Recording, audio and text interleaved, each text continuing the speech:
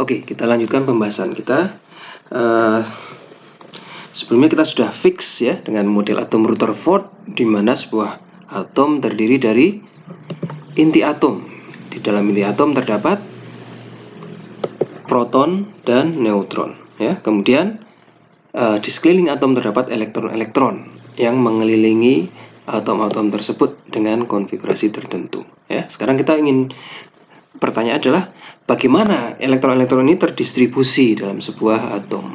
Ya, fakta-fakta yang kita ketahui, elektron bergerak mengelilingi atom, artinya dia bergerak memiliki energi kinetik tertentu. Ya. Nah, besarnya energi kinetik ini menentukan elektron itu ada di tingkat energi mana saja yang bisa dia tempati. Ya, tentu saja semakin dekat dengan atom, space-nya semakin kecil, hanya ada beberapa elektron yang bisa di sana. Ya, semakin jauh dari atom, maka akan semakin banyak kemungkinan ruang yang bisa ditempatinya. Nah, sekarang pertanyaannya, apa yang membatasi berapa banyak elektron yang dapat diakomodasi pada tingkat energi tertentu? Ya, maka kita bisa gunakan konsep kuantum. Di sini ada 4 bilangan kuantum. Ya.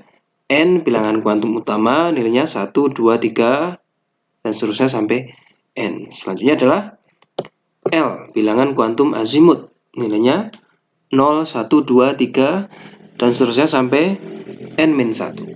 Ya. Kemudian M bilangan kuantum magnetik, nilainya adalah plus minus L.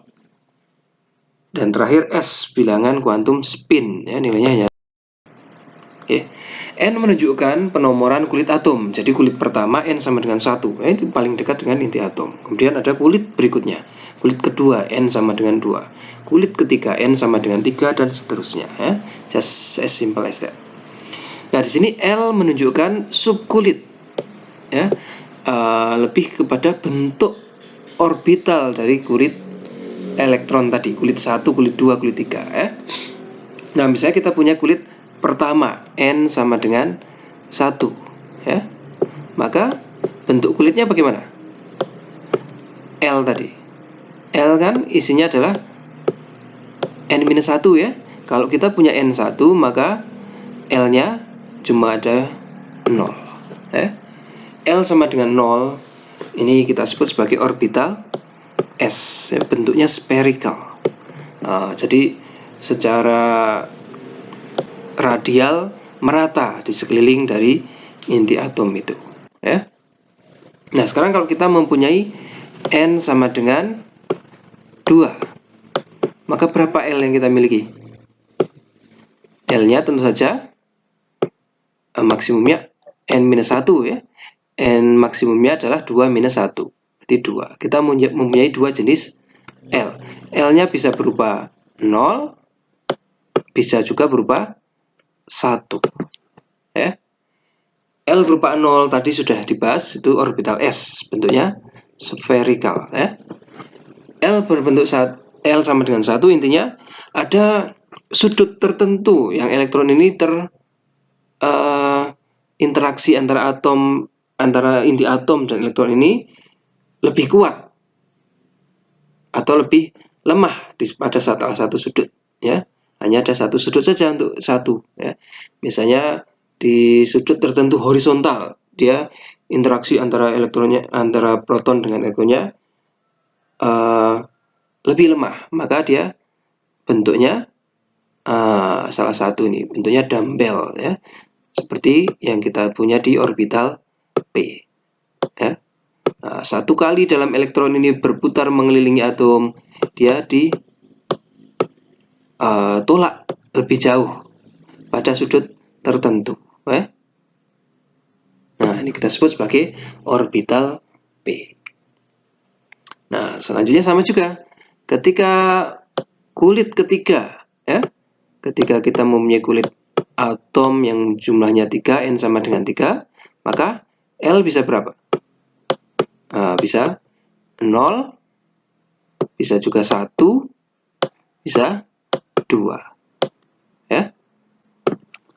Nah, ini L sama dengan 0 orbital S, L sama dengan 1 orbital P, L sama dengan 2 kita sebut sebagai orbital D.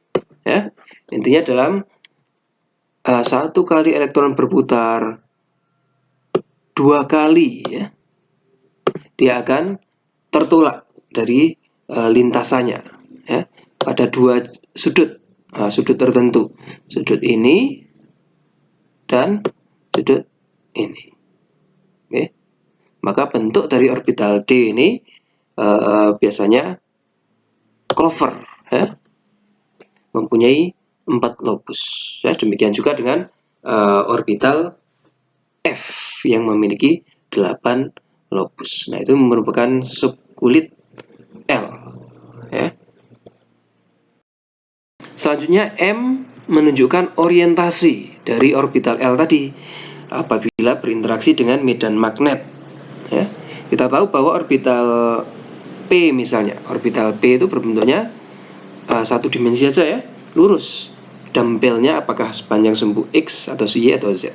Maka ketika berinteraksi dengan medan magnet luar akan ada 3 kemungkinan, ya.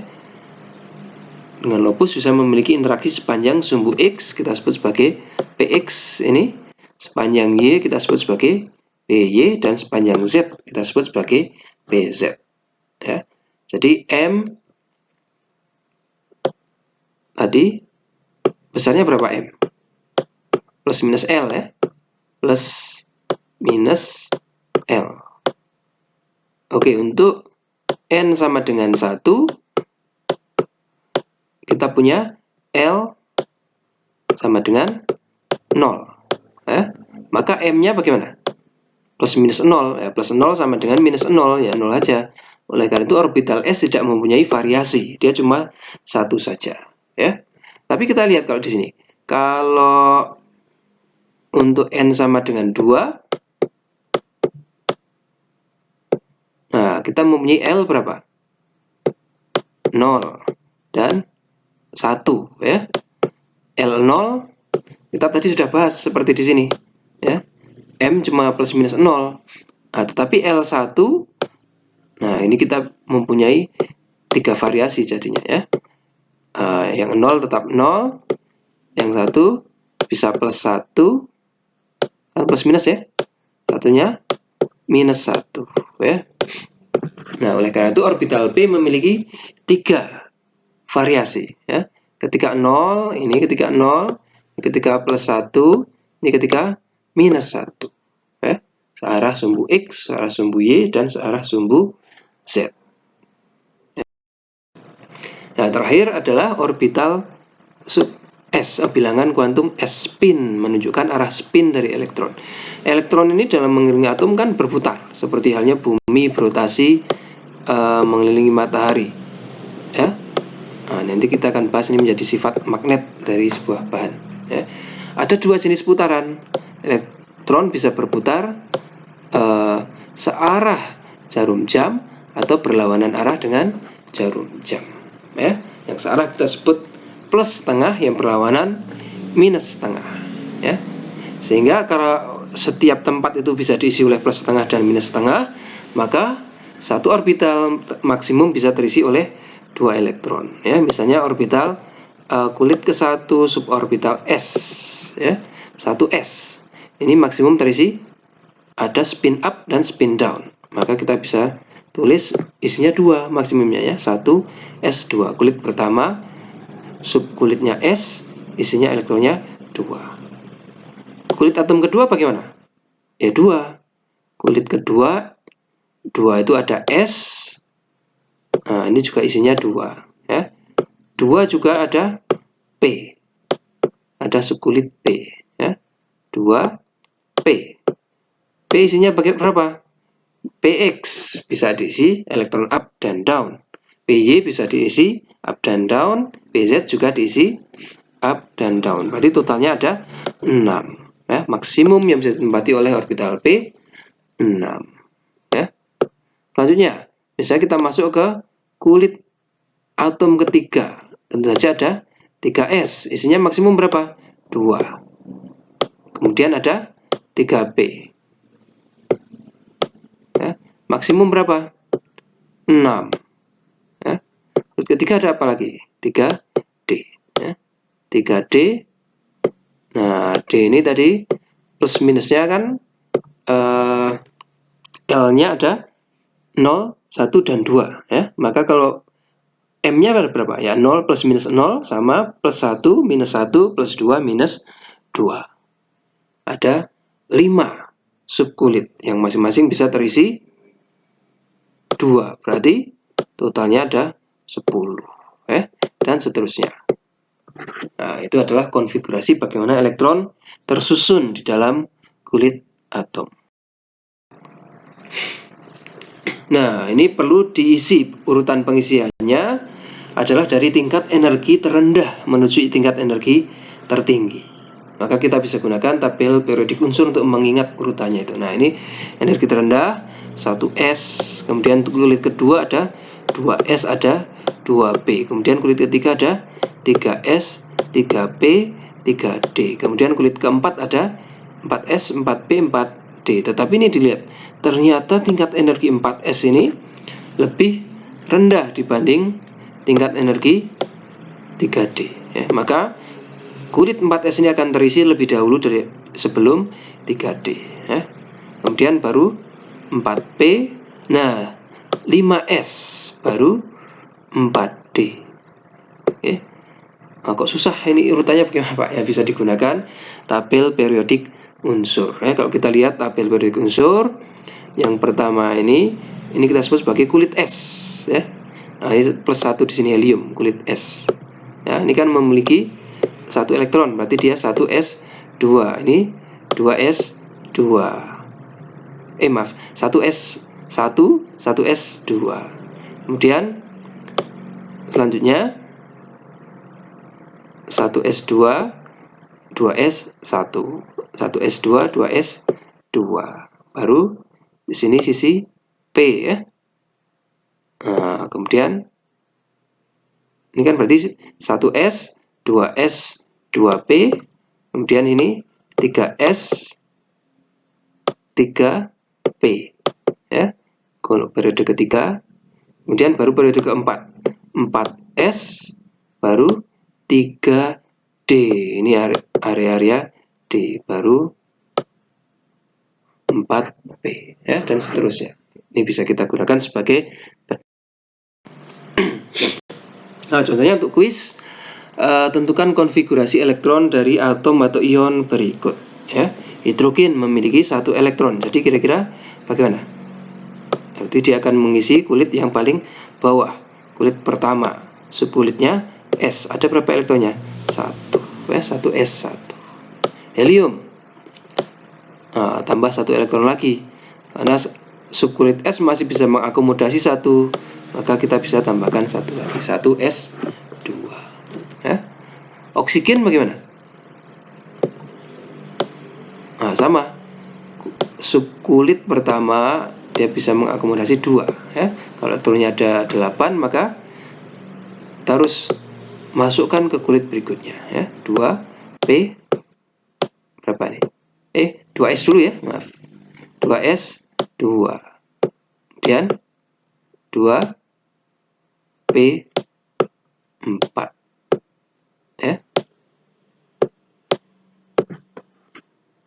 Itu ya. Neon ada 10, maka seperti oksigen tapi tambahan 2 elektron lagi, 2S2, kemudian 2P6. Nah, ini kulitnya penuh terisi ya, P6. Kalau sodium ya sama seperti neon, saya tulis saja seperti neon di sini ya. Ketambahan apa setelah 2P? Nah, 3S. 3S1 ya. Nah, ini kan cuma selisih 1 ya.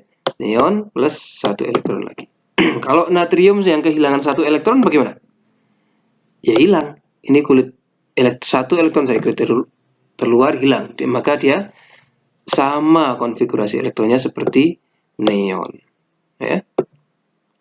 Sulfur sama juga 1S2, 2S2, 2p6. Ya. Ini baru berapa? 10. Masih ada 6 elektron lagi. Berarti sisanya masuk ke kulit 3. 3s2 3p4. Ya. Itu ya. 2, 2, 6, 10, 16. Pas. Ya. Nah, kalau sulfur menjadi bermuatan 2 negatif, artinya dia mendapatkan 2 elektron di sini ya. P awalnya 4, ketambahan 2 lagi masih muat nggak? Masih. Ya, jadi dia menjadi P6. Ya. Sama seperti argon. Ya. Sama seperti argon. 1s2, 2s2, 2p6, 3s2, 3p6. Ya.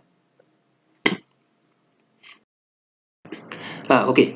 Selanjutnya ada namanya nomor atom, massa atom, dan isotop. Ya, semua atom bisa diidentifikasikan dengan nomor atom dan massa atom. Ya.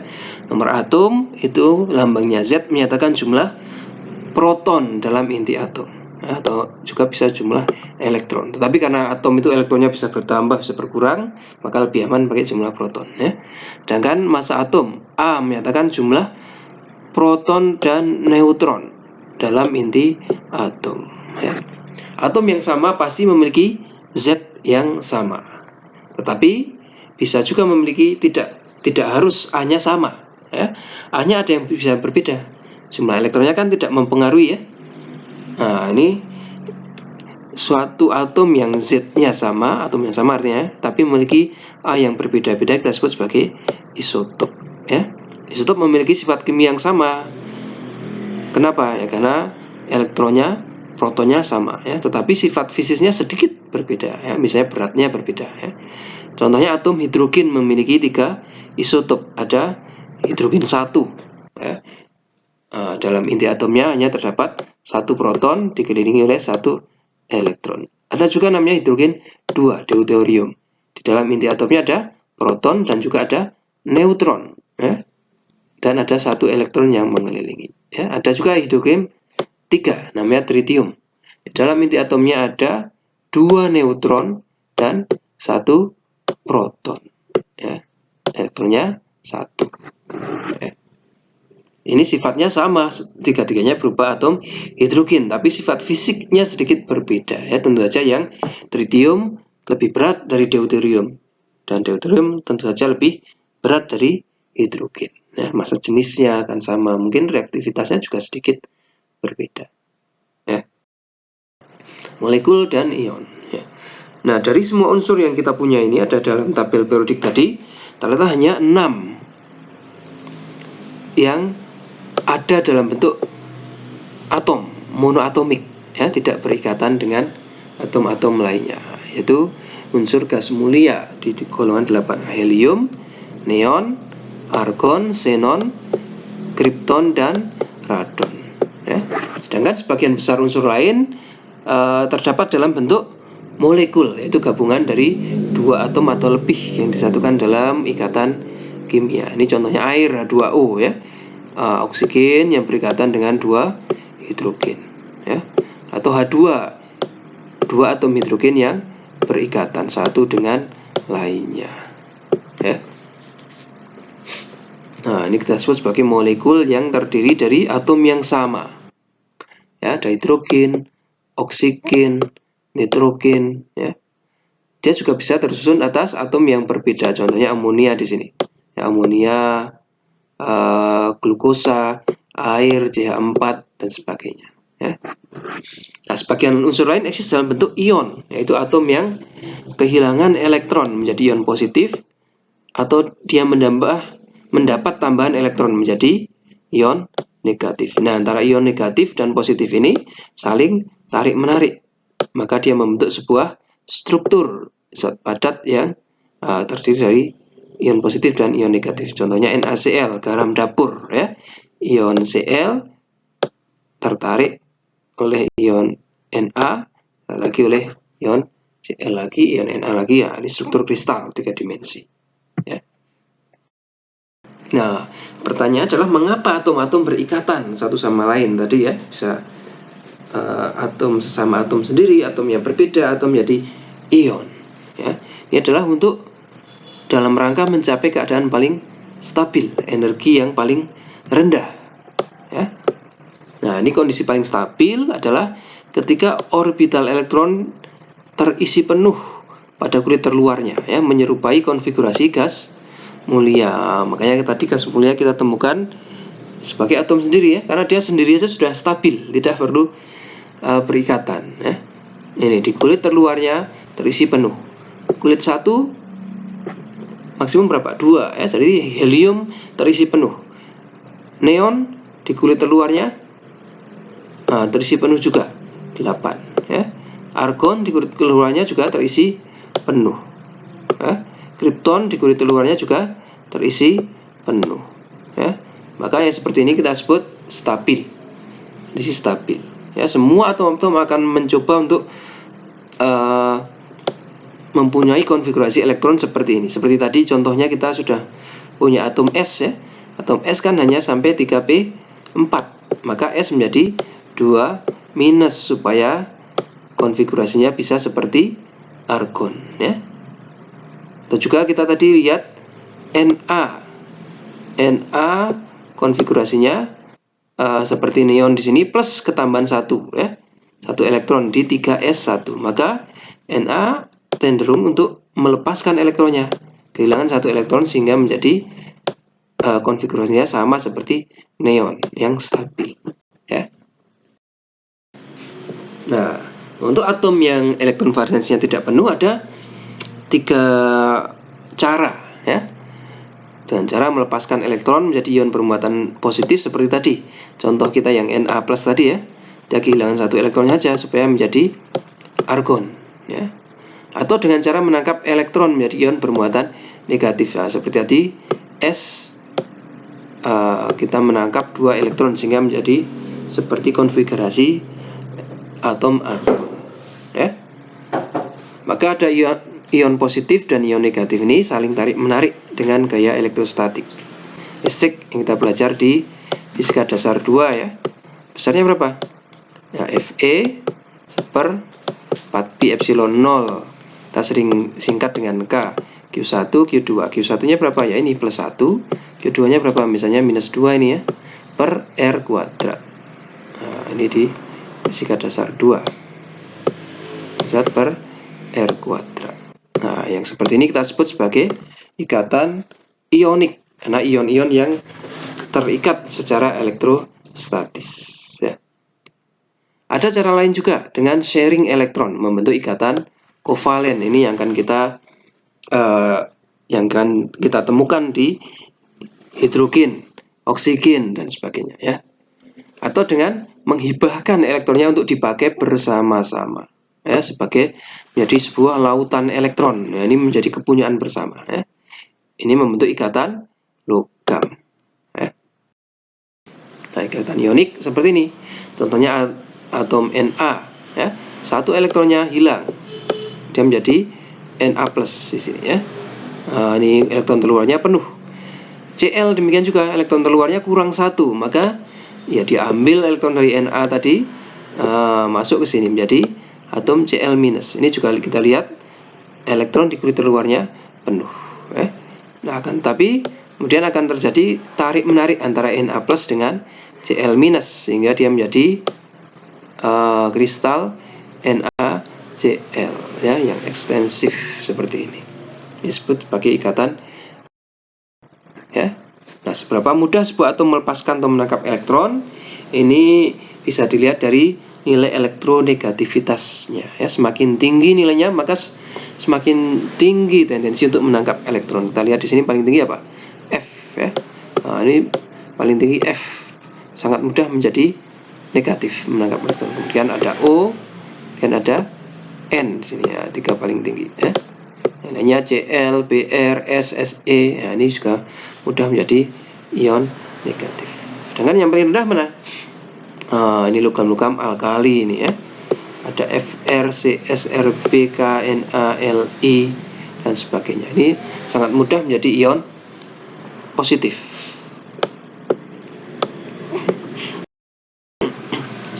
Nah, ikatan ionik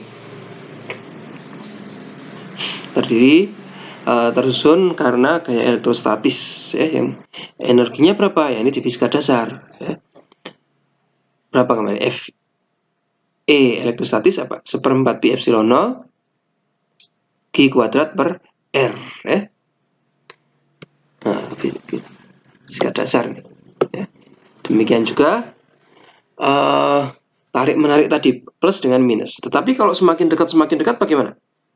Nah, meskipun plus Na plus, tapi di dalamnya tetap ada elektron, ya. Elektron-elektronnya di dalam, Cl minus, ada elektron-elektron juga. Nah, semakin dekat dia akan tolak menolak juga. Ya. Nah, jadi ada gaya tarik, ada energi tarik, energi tolak, ada gaya tarik menarik, ada gaya tolak menolak. Ya. Besarnya energi total adalah kombinasi dari energi tarik menarik dan tolak menolak ini. Ya. Nah, pada saat equilibrium, besarnya energi ini sama, ya. Maka dia stabil di situ, ya. Kalau tarik menariknya lebih kencang, dia akan semakin dekat. Kalau tolak menolaknya semakin kencang, dia akan menjauh. Karena dia tetap dalam sebuah atom, dalam sebuah kristal, maka jaraknya tetap, ya. Maka energinya sama.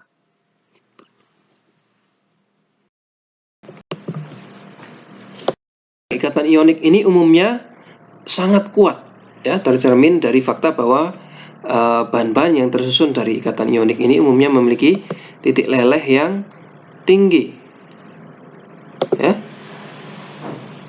Nah, ini NaCl, ikatannya energinya kira-kira 640, ya, baru meleleh pada suhu 801, ya. Lithium fluoride meleleh pada suhu 848. Magnesium oxide ini baru akan meleleh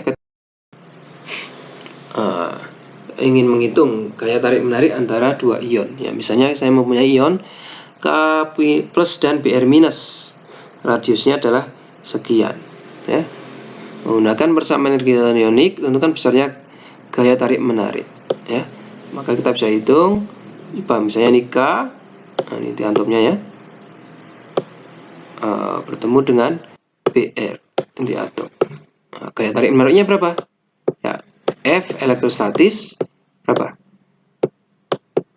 1/4 pi epsilon 0 kali apa? Q kuadrat per R kuadrat, ya.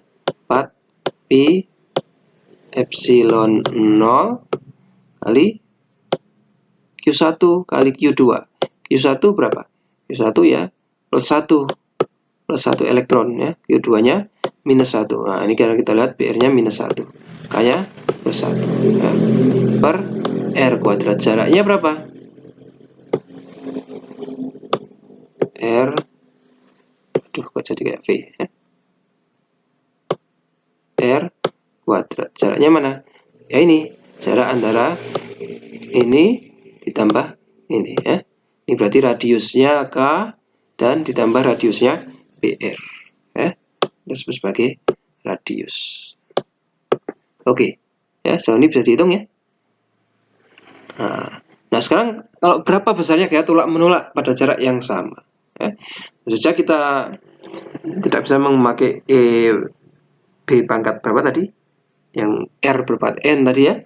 Susah, saya tidak punya informasinya. Kita bisa gunakan ini saja, bahwa dalam kondisi equilibrium tarik menarik sama dengan tolak menolak, maka gaya tolak menolak juga harusnya sama dengan ini, ya. Nilainya pasti sama, ya. Kalau tidak sama, kenapa? Kalau tidak sama, misalnya gaya tolaknya menolaknya lebih besar, pastinya dua ion ini akan terpental. Atau kalau gaya tarik menariknya lebih besar, dia akan semakin dekat, ya. Tapi pada kenyataannya bahwa dia tetap, artinya Fe sama dengan gaya tolak, ya, gitu, ya. Nah, ini selain ikatan ionik yang terjadi dengan antara atom dengan perbedaan elektronegativitas yang besar, Na dengan Cl, misalnya K dengan F, atom-atom yang perbedaan elektronegatifnya kecil membentuk ikatan kovalen, misalnya hidrogen dan hidrogen, ya, sama-sama 2,1. Maka dia tidak ada tendensi untuk melepas, juga tidak ada tendensi untuk menerima. Maka opsi yang mereka punya adalah dengan sharing elektron, ya. Dia hidrogen punya 1 elektron, hidrogen satu lagi punya satu elektron. Ya udah, kita pakai bersama saja ya. Jadi dua elektron, ya, dia bisa mengelilingi di sini, dia juga bisa mengelilingi di sini ya. Jadi seolah-olah masing-masing hidrogen memiliki dua elektron ya, elektron penuh di konfigurasi kulit terluarnya ya. Nah, karena semua ikatan elektronnya ini terikat kuat oleh atom, maka elektron pada ikatan kovalen ini tidak dapat bergerak bebas ya. Maka material dengan ikatan kovalen umumnya bersifat insulator. Oke. Nah, kekuatan ikatan kovalen sangat bervariasi, bisa sangat kuat. Misalnya pada C ya, atom karbon yang membentuk diamond atau intan. Ini sangat kuat. Ikatan kovalennya energinya 713, atau dalam silikon carbide abrasif ini untuk ikatannya 1230. Wah, kita lihat titik leburnya berapa? 3000-an sekian ya, 2000-an sekian ya. Atau bisa juga ikatan kovalen ini menjadi sangat lemah, misalnya pada bismut yang memiliki titik leleh rendah sekali 270. Misalnya dalam Cl2 atom klorin ya, ikatannya energinya hanya 121 ya, titik leburnya minus 102. Makanya di room temperature dia berbentuk sebagai gas ya. Nah, ikatan kovalen ditemukan fenomena hibridisasi orbital elektron ya. Ini organik, nanti kita akan bahas di pembahasan tentang kimia organik. Untuk saat ini kita skip dulu ya. Ikatan kovalen Sp, Sp2, kita Sp3, kita akan skip dulu. Nah, selanjutnya adalah ikatan logam. Ikatan logam, atom-atom dari dari logam ini sangat mudah untuk melepaskan elektron. Nah, elektron ini didonasikan ya, misalnya ini atom apa nih, magnesium ya, ada 2 elektron terluar ya. Dia untuk mendapatkan konfigurasi gas mulia stabil ya, dilepaskan aja 2 elektron ini ya, jadi bebas berkeliaran kemana-mana ya, menjadi milik bersama ya. Nah, bebas bergerak elektron ini ya, membentuk sebuah lautan elektron yang berperan melekatkan ion-ion. Nah, ini kenapa perlu dikeluarkan? Ya, ini karena bermuatan positif, sebelahnya juga bermuatan positif, sebelahnya juga bermuatan positif. Ini idealnya tolak menolak ya. Tapi ini dilekatkan bersama oleh lautan elektron ini ya, supaya core atau inti atom tadi tidak saling tolak menolak satu sama lain. Nah, oleh karena elektronnya bebas bergerak, maka ikatan logam atau atom-atom yang berikatan logam biasanya bersifat konduktor listrik dan panas ya. Adapun dari kekuatan ikatan logam, ini kekuatannya sangat bervariasi. Ikatan logam pada air raksa ini misalnya ya, adalah yang paling lemah, 62 kJ per mol. Maka kita lihat melting temperaturnya minus 39 ya. Di room temperature air raksa ini bersifat sebagai cairan ya, sudah sebagai melting ya. Sedangkan ikatan logam paling kuat ada pada tungsten ya, yang kita gunakan sebagai filamen lampu pijar gitu ya. Menghasilkan titik leleh yang sangat tinggi, 3414 Celcius ya, pada tungsten atau wolfram. Nah, mengapa material dengan ikatan logam umumnya bersifat konduktor listrik dan panas? Tadi karena elektronnya bebas bergerak ya. Karakteristik ya, ikatan logam, elektronnya didonasikan menjadi lautan elektron yang bisa bergerak ke mana saja ya. Nah, material dengan ikatan kovalen umumnya bersifat insulator. Tadi kenapa? Karena elektron-elektronnya digunakan full untuk berikatan ya, jadi terikat, bukan cuma oleh satu atom tapi 2 atom atau lebih ya. Jadi tidak bisa bergerak bebas. Oleh karena itu bersifat insulator umumnya ya.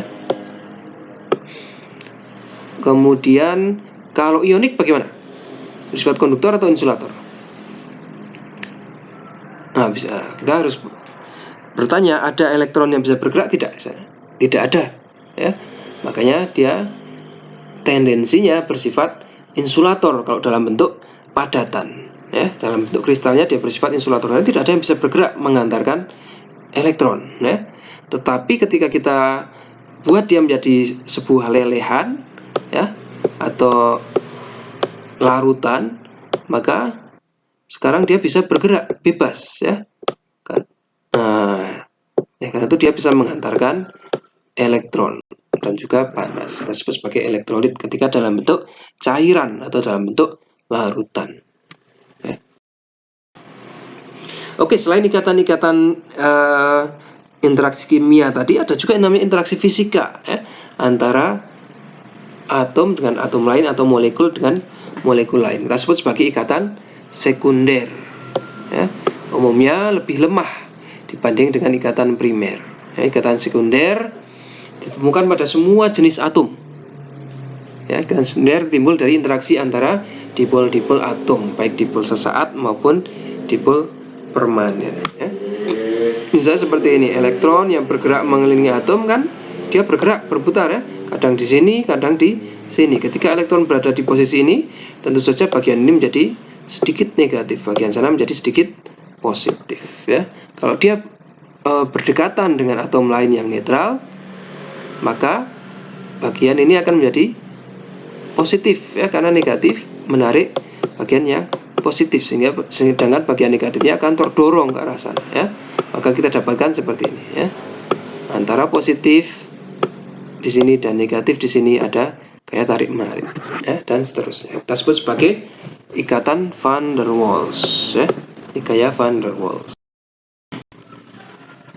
Nah, ada juga jenis ikatan sekunder ini yang lebih kuat pada dipol permanen, misalnya dalam HCl atau HF, ya. Kita lihat F sangat elektronegatif, ya. Elektronnya tertarik ke arah F semua. Jadi hampir-hampir hanya ini kehilangan elektron. Jadi sangat positif, ya. Maka kalau ada H yang terikat pada atom F atau atom O atau atom N yang sangat elektronegatif tadi, ya. Nah, ini berdekatan dengan atom lain yang elektronegatif, misalnya F, N atau O, maka terjadi ikatan hidrogen di sini, ya. Ikatan hidrogen yang sedikit lebih kuat dibanding van der Waals tadi. Nah, ini karena ikatan sekunder lemah, tapi dia memainkan peranan sangat penting dalam kehidupan kita sehari-hari, ya. Kita kaki cicak ini misalnya yang dapat menempel pada hampir seluruh permukaan dinding ini karena ada ikatan van der Waals, ya. Kenapa van der Waals? Ya, kasihan kalau kovalen, ya. Kalau kovalen begitu menempel di dinding dia tidak akan bisa dilepaskan. Ya, perlu reaksi kimia untuk memutuskan ikatannya. Maka dia van der Waals, gampang menempel, gampang terlepas. Gampang menempel, gampang terlepas, ya. Ini juga hal yang sama terjadi pada lem dan sebagainya, ya, deterjen dan seterusnya. Nah, ini contoh ikatan van der Waals. Kita lihat energinya cukup kecil, ya. Sehingga zat-zat dengan ikatan van der Waals ini umumnya berbentuk gas atau cairan di suhu ruangan, ya. Ini semua berbentuk gas. Ini kalau kita lihat ikatan hidrogen, ini sedikit lebih besar, ya. Maka sebagian besar pada suhu ruangan ini air ini berbentuk cairan, ya. Yang lain masih berbentuk gas. Ya, itu sedikit tentang ikatan sekunder, ya. Nah, klasifikasi zat tadi hanya untuk memudahkan aja bahwa ini ionik atau sekunder atau logam, ya. Tetapi pada kenyataannya ikatan ini fluid, ya, tidak mutlak kovalen 100% tidak. Tapi ada komponen ioniknya, mungkin ada komponen metalnya dan sebagainya, ya. Kombinasi umumnya adalah kombinasi lebih dari satu jenis ikatan atau mix bonding, misalnya di antara ionik dan kovalen, ya. Maka kita bisa gunakan berapa persen sih sifat ioniknya, ya, atau berapa persen sifat kovalennya, ya. Kalau 100% kovalen dia menjadi seperti polimer, ya. Atau kalau 100% ionik dia menjadi seperti keramik. Nah, ini maka kita bisa persen bonding, ya. Misalnya pada ikatan kovalen dan ionik selalu ada sifat kovalen pada atom-atom yang berikatan ionik. Demikian juga ada sifat ionik pada atom-atom yang berikatan kovalen. Ya, kita gunakan persen IC, persen ionic characters, untuk mengkuantifikasi berapa besar sifat ionik pada sebuah ikatan. Ya. Di persen IC sama dengan 1 dikurangi eksponensial minus 0,25 kali XA dikurangi XB kuadrat, di mana XA dan XB adalah nilai elektronegativitas dari atom-atom yang berikatan. Ya. Contohnya ini, ikatan C dan H, elektronegativitas C-nya 2,5, H 2,1. Berapa persen IC-nya? Kita hitung aja, persen IC sama dengan berapa? 1 dikurangi eksponen. Eksponen itu apa sih? Eksponen itu E berpangkat. Ya. E berpangkat minus 0,25 ya, kalikan berapa tadi? XA dikurangi XB kuadrat. XA dikurangi XB berapa? XA 2,5, XB 2,1, berarti 0,4 kuadrat ya. Seperti ini ya. Nah, nanti cek lagi persamaannya ya. Susah dihitung. Ya susah. Ini kalkulator agak matematika dasar kita agak kacau nih mahasiswa fisika ini biasanya. Ini bisa dihitung dengan Excel saja misalnya ya. Anda mempunyai Excel kolom 1 XA, kolom 2 XB misalnya. Ya. Maka kolom 3 ini misalnya saya gunakan persen IC ya. Misalnya di sini XA 2,5, XB 2,1, persen IC bagaimana? Anda bisa gunakan di Excel, tinggal berapa? Sama dengan apa nih? Kurung 1 dikurangi, ada formula namanya EXP ya. EXP ini artinya eksponensial. Eksponensial kurung lagi 1 dikurangi, saya lupa apa ya. Jadi apakah langsung minus 0,25 atau bagaimana? Saya lupa. Nanti dicek sendiri ya. Nah, sudah, kalau sudah selesai tinggal di enter saja, Anda sudah akan dapat angkanya berapa ya. Itu kira-kira ya. Sepertinya ini slide terakhir. Jangan lupa dikerjakan tugasnya di elearning.uad.ac.id. Itu akan kita gunakan sebagai presensi dan nilai tugas di nilai akhir ya. Mudah-mudahan yang sedikit ini bisa memberi penjelasan yang cukup.